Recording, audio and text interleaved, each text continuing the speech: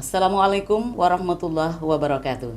Sahabat podcast Malabi, kembali berjumpa dengan saya Haslawati di media podcast Malabi Kemenak Memuju, media informatif, kreatif, edukatif, dan inspiratif.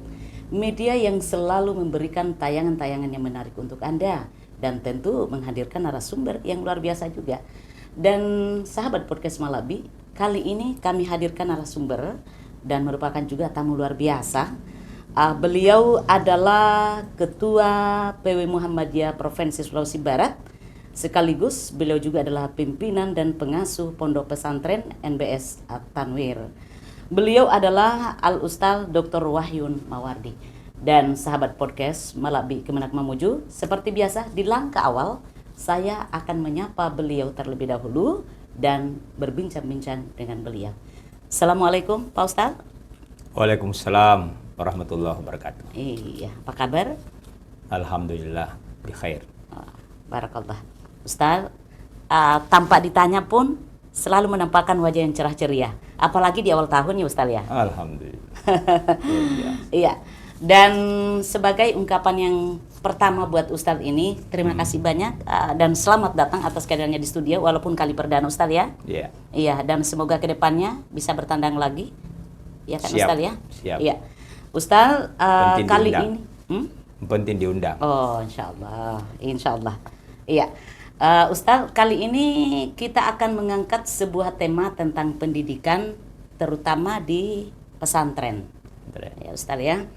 Mungkin langkah awal ini Ustaz, sedikit uraiannya kepada pemirsa, seperti apa sih pondok pesantren itu? Silahkan.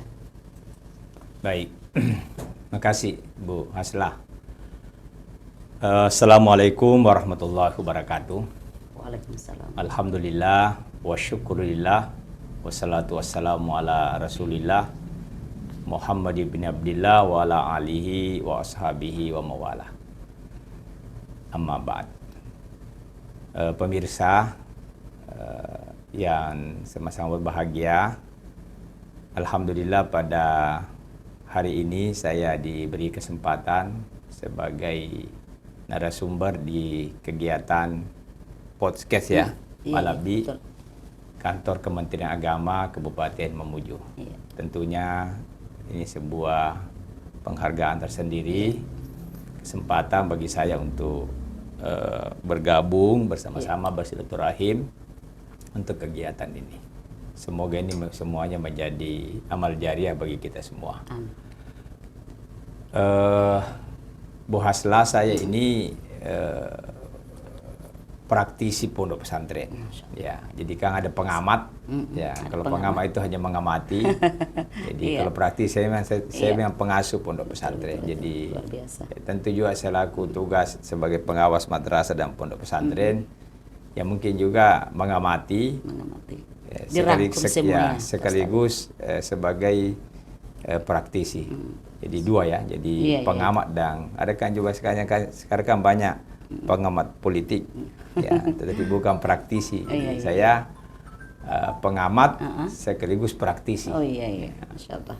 Berkaitan dengan pondok pesantren, ini sebenarnya lembaga pondok pesantren lembaga yang sudah tua. Iya, betul. Dan merupakan ciri khas lembaga yang ada di Indonesia dan luar biasa kontribusinya terhadap bangsa dan negara. Bisa kita lihat hampir seluruh tokoh-tokoh nasional, ya itu alumni pondok pesantren. Ya. Dan pondok pesantren ini merupakan lembaga yang teruji, ya, teruji eksistensi keberadaannya dalam kondisi apapun. Iya.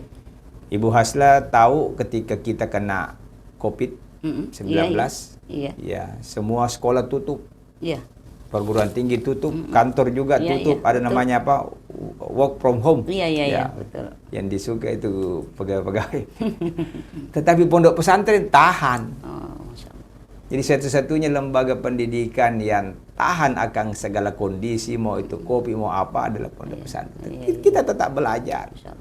Ya, tetap proses tentunya karena kita boarding, kita diasramakan, sehingga ya ketentuan aturan-aturan pemerintah tentang apa namanya itu kesehatan itu kita taati. Iya, iya, iya. Ini menandakan bahwa pondok pesantren ini sangat urgen, khususnya bukan hanya dalam kondisi tempo dulu, tetapi sekarang dan yang akan datang. Pondok pesantren ini sebuah lembaga pendidikan yang sangat menjanjikan dan selalu up to date. Ya, jadi jangan ada kesan bahwa pesantren itu hanya berlaku hanya tempo dulu, sekarang tidak. Justru sekarang pondok pesantren ini merupakan alternatif. Kenapa madrasah itu sampai sekarang itu tingkat kelulusannya itu tinggi? Karena menggunakan sistem pesantren.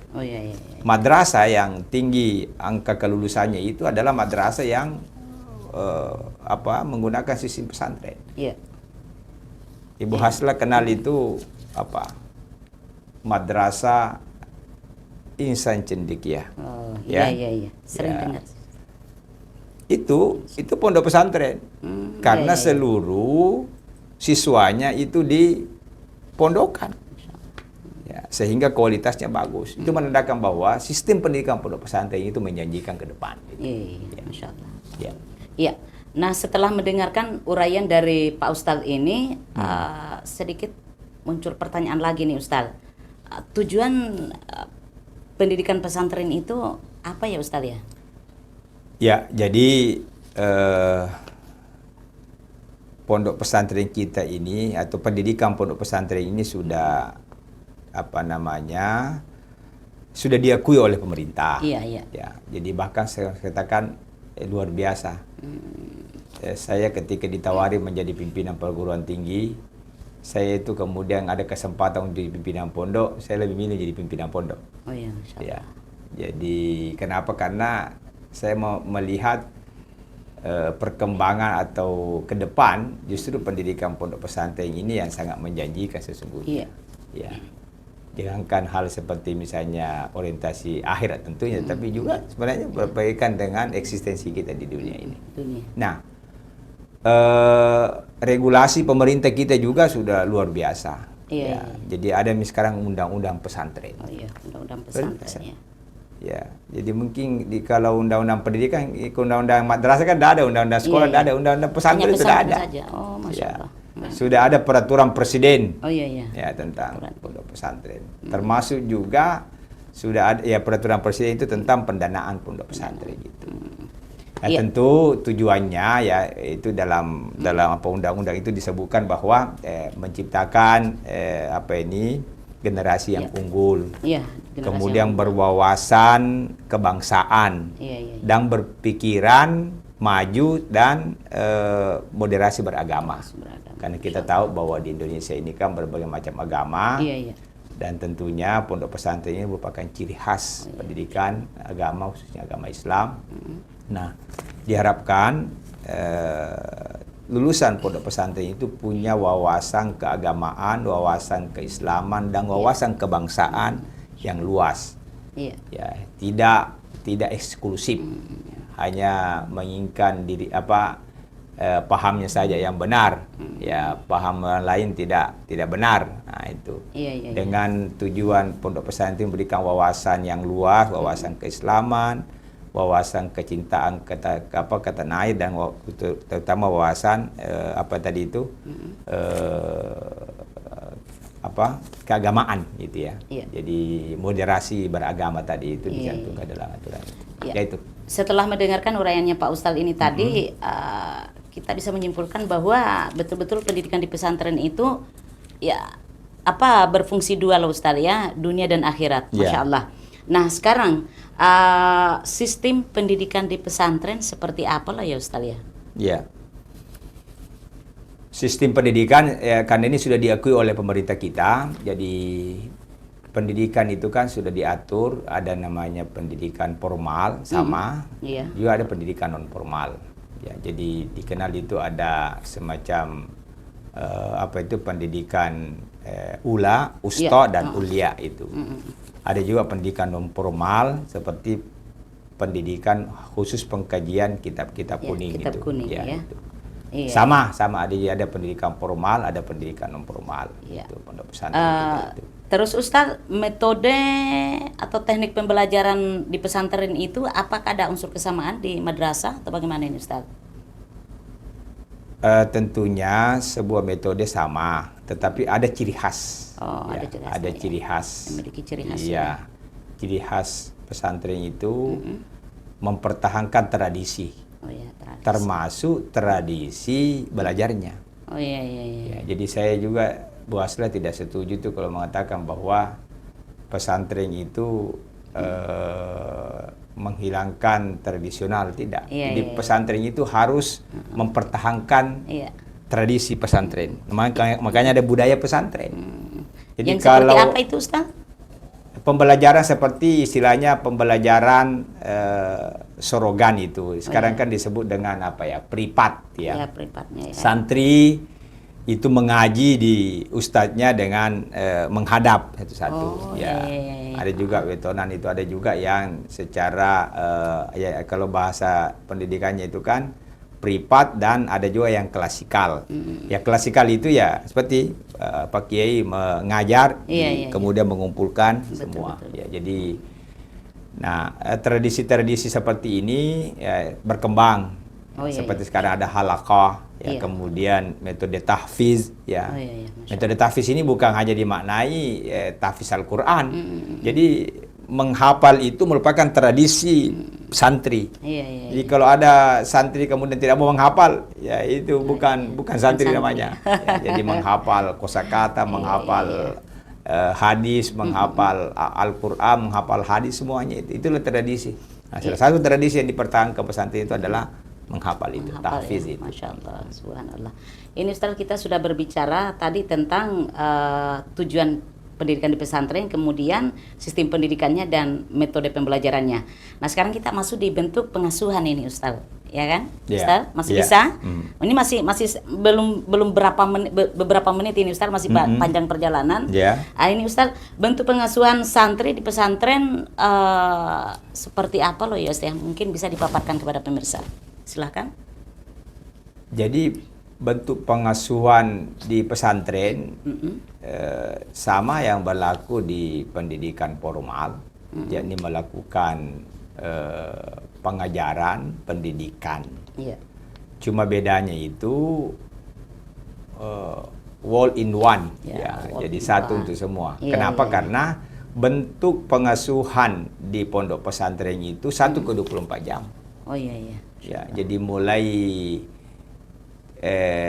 bangun sampai tidur kembali, Ya. ya itu diasuh. Bukan hanya aspek kognitifnya, pengetahuan, tetapi lebih pada aspek afektif dan psikomotor, sikap itu. Oh iya, Masya Ya, Allah. jadi bentuk pengasuhannya itu adalah tetap pengajaran pendidikan, tetapi dia 24 jam dan bukan hanya kepada kognitif. Kalau di sekolah kan pengasuhan hanya transfer of knowledge saja. Iya, betul. Jadi hanya memindahkan ilmu, tetapi yang value, nilai itu yang penting. Nah sekarang ini kan yang apalagi namanya memberikan keteladanan. Nah sekarang ini yang hilang di situ. Nah yang bisa memberikan itu adalah di pondok pesantren. Gitu. Nah sekarang Ustaz, kalau pembentukan karakter santri kayak bagaimana ya Ustaz ya? Karena terkadang sih bermunculan istilah zaman sekarang loh Ustaz ya, apalagi kalau anak-anak muda, ya kan, mencari jati diri, itu kan. Nah kalau pesantren itu seperti apa sih dalam pembentukan karakter santrinya? Silahkan Ustaz. Jadi karakter kemandirian, ya, karakter kedisiplinan, ya, itu kan modal itu. Jadi begini Bu Asla, punya pondok pesantren ini punya 3 penggabungan itu. Jadi ada namanya tri pusat pendidikan. Iya, terpusat. Tri pusat pendidikan itu pertama adalah keluarga, ya, kemudian sekolah dan masyarakat. Iya. Nah, 3 ini, ya, 3 ini dalam membentuk karakter kemandirian ini itu ada di dalam pondok pesantren. Kalau di sekolah itu kan tidak ada kekeluargaan, ya, tidak ada juga masyarakat, hanya betul-betul sekolah saja. Tapi kalau di pesantren di situ ada kekeluargaan. Kenapa? Kita hidup 1/24 jam. Ada orang tua kita yang siapa pengasuh, Pak Kiai ada di situ. Ada saudara-saudara kita, teman-teman sama-sama tidur apa dan sebagainya. Kemudian ada aspek kedua sekolah. Kita belajar di formal. Nah, masyarakat pesantren. Ya tentu ini masyarakat pesantren yang tergabung, kita tidak bisa lepas dari komunitas masyarakat itu. Ya, ini yang tidak dimiliki oleh lembaga apapun. Baik sekolah maupun apa. Nah, ini di pusat pendidikan, makanya melahirkan karakter-karakter yang unggul tadi itu, yang punya wawasan yang luas tadi itu. Ya, itu. Karena di dalamnya sudah komplit loh Ustaz. Ya. Hampir bisa dikatakan apa ya, sudah sempurna. Ya. Ustaz, kalau bentuk perlindungan anak di pesantren itu, mohon uraiannya. Karena tadi ini adalah merupakan pendidikan 1/24 jam. Jadi perlindungan terhadap anak kita ini 1/24 jam. Saya cerita sedikit. Kenapa saya tertarik itu untuk mendirikan pondok pesantren. Itu sebenarnya dari teman-teman juga, Ibu Asla. Ya kan, kita di Mamuju ini belum ada pondok pesantren yang betul-betul representatif.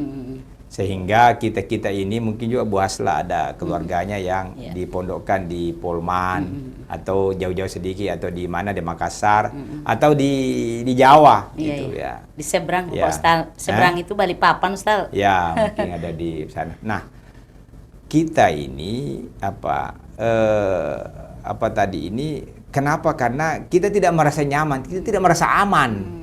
Apalagi kalau teman-teman seperti saya ini kan dua-duanya pegawai kan, sama pegawai. Nah, kalau kita kantor sampai jam 4, anak-anak sekolah sampai jam 2 pulang, saya berpikiran, anak di rumah ini apa ya? Apa ya? Jadi kita bukan berarti tidak bertanggung jawab untuk melindungi, tetapi kalau anak kita di pesantren, orang tuanya tenang. Tenang. Kita cari rezeki, cari uang, tenang. Jadi saya kadang itu sambil berkelakar sama teman-teman. Anak saya 4 semuanya di pesantren. Kenapa? Yang saya cuma satu saya pikirkan saja. Saya tidak. Jadi ya jelas kalau anak saya di pesantren, saya sudah tidak bangunkan lagi salat subuh, bahkan salat tahajud. Saya sudah disiplin lagi salat mengajinya apa dan sebagainya, sehingga perlindungan yang seharusnya tanggung jawab orang tua itu beralih kepada pondok pesantren. Makanya jujur memang beban pesantren itu berat. Jadi di samping beban pendidikan juga beban pengasuhan tadi. Itu. Apalagi berlainan di situ ya, banyak macam watak di situ ya Pak Ustadz ya. Iya, Masya Allah. Iya, Ustadz, kalau program unggulan di pondok pesantren, terutama di bidang pendidikan dan unit usaha, yang kayak bagaimana Ustadz?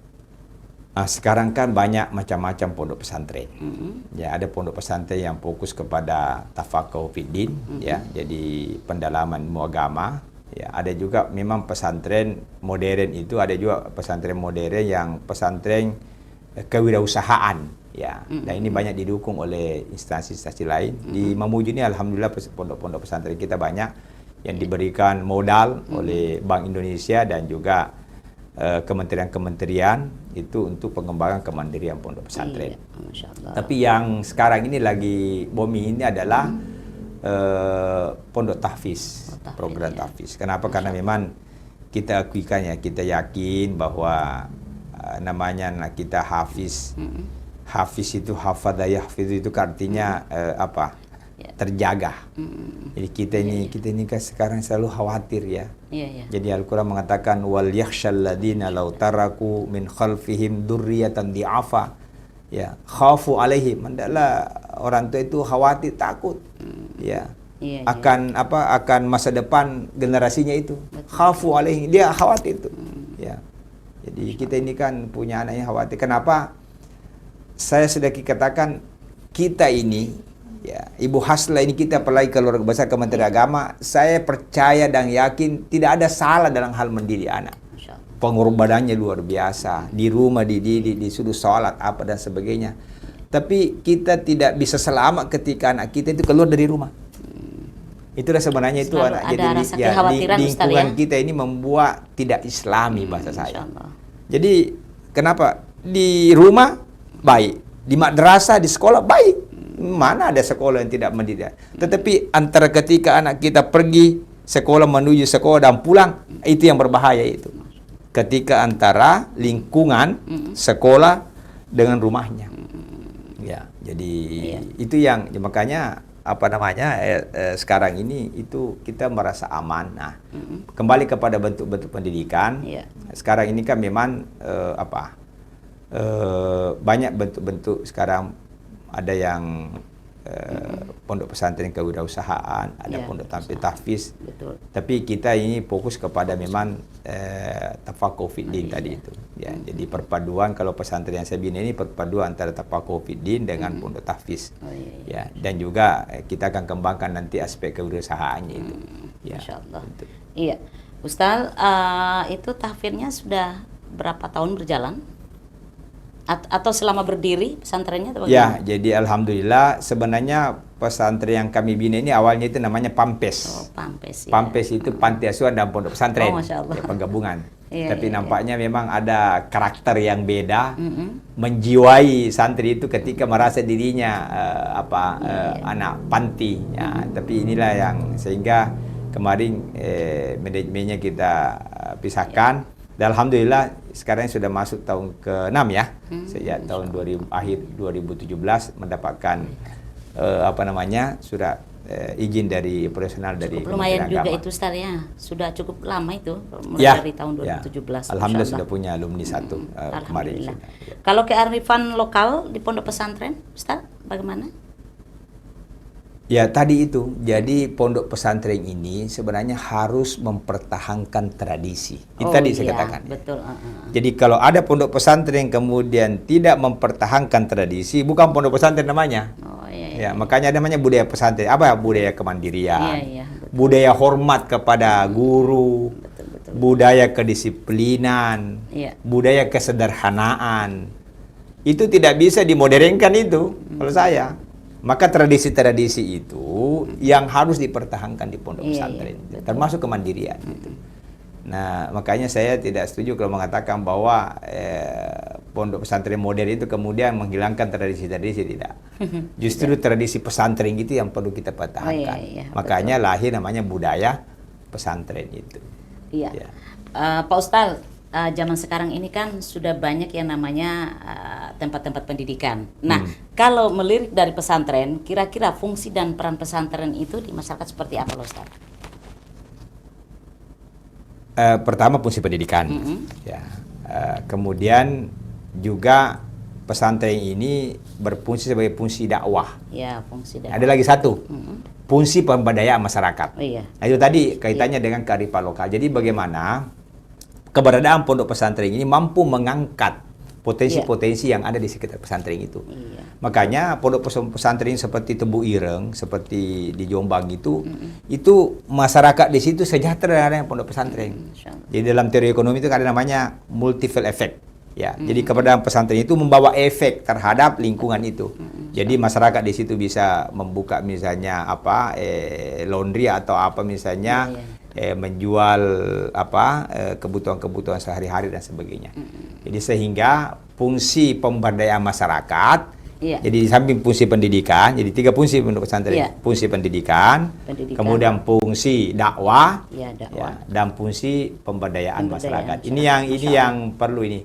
Saya pikir seperti Parape itu luar biasa itu. Jadi saya lihat itu ada di sana, saya dengar dari kemarin ada di sana bidang ekonomi laundry. Jadi bukan hanya melayani anak santri, tapi juga masyarakat di situ bisa menikmati laundry yang murah.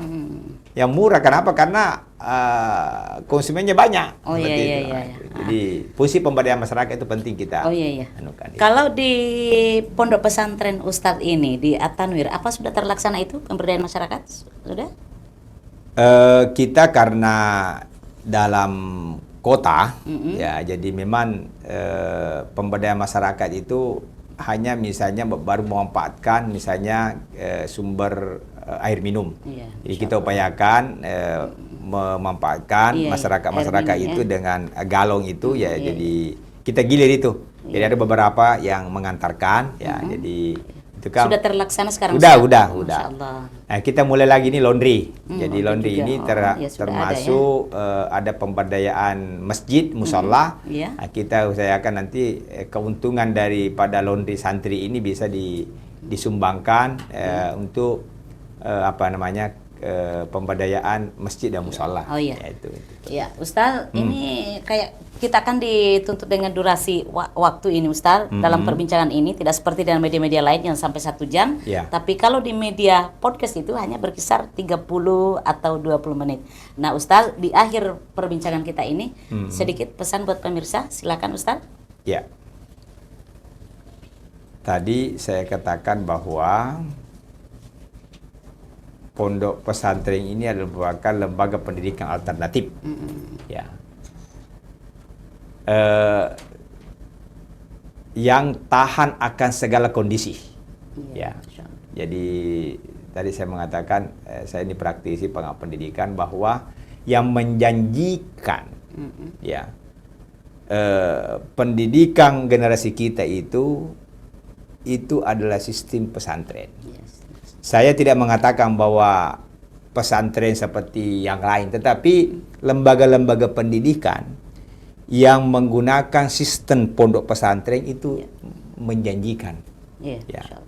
Saya Madrasah Insan Cendekia itu kan sesungguhnya kenapa dia berprestasi dan membanggakan Kementerian Agama, karena dia menggunakan sistem pesantren, sistem boarding kan, ya, sehingga anak-anak itu mampu mendapatkan pembimbingan, pengasuhan 1/24 jam. Apalagi melihat kondisi kita ini yang paling bahaya sekarang ini nih, Bu Haslain. Ya, ini makhluk yang tidak bisa ada yang mengalahkan. Nah, salah satu yang bisa mengalahkan makhluk ini adalah di sistem pondok pesantren. Masya Allah. Ya. Jadi di rumah orang tua angkat tangan, tidak ada. Hanya di pesantren tuh Ustaz yang bisa ya.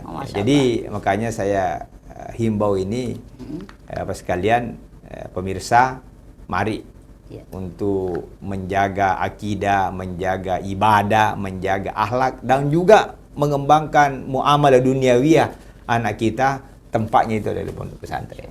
Dan pondok pesantren ini insya Allah akan menjadi, anak itu kan menjadi apa tadi itu, amal jariah bagi orang tua. Jadi walaupun kita meninggal, anak kita senantiasa mendoakan kita. Ada cerita itu menarik itu, ada teman saya itu ditanya, kenapa Bapak menyekolahkan anaknya semua di pondok pesantren? Jawabannya cuma satu, supaya nanti kalau saya meninggal dia mendoakan saya. Masya Allah. Kenapa jangan sampai nanti saya meninggal tidak tahu baca doa? Jadi itu kan idza matal insan, kalau anak kita itu meninggal dunia, inqata amaluhu illa min salatin. Putus segala amal kebaikannya itu, amalnya itu hanya kecuali 3. Pertama sedekah jariah, ilmi yuntafa'u, tadi apa? Yang ketiga itu waladin sholih yad'u, atau anak yang saleh yang senantiasa mendoakan kedua orang tuanya. Dan hanya anak yang saleh yang selalu mendoakan orang tuanya, Ustaz ya. Masya Allah. Itu menjadi amal jariah kita. Jadi anak itu menjadi usaha kita. Wa waladihi min kisbihi. Ustaz, Hasratati ingin berlama-lama untuk di perbincangan ini, namun apa boleh buat, waktu yang mempertemukan, waktu dua yang memisahkan. Dan terima kasih banyak Ustaz atas kehadirannya. Insya Allah ke depannya kita bisa bersama-sama lagi di sini untuk berbagi ilmu. Insya Allah. Baik pemirsa, usailah sudah kebersamaan kita di bincang-bincang dengan narasumber yang luar biasa, yakni pimpinan sekaligus pengasuh Pondok Pesantren NBS At-Tanwir, sekaligus juga Ketua PW Muhammadiyah Provinsi Sulawesi Barat, Al-Ustaz Dr. Wahyun Mawardi. Saya Haslawati, segera tarik diri dari hadapan Anda. Salam pisah. Wassalamualaikum warahmatullahi wabarakatuh. Waalaikumsalam.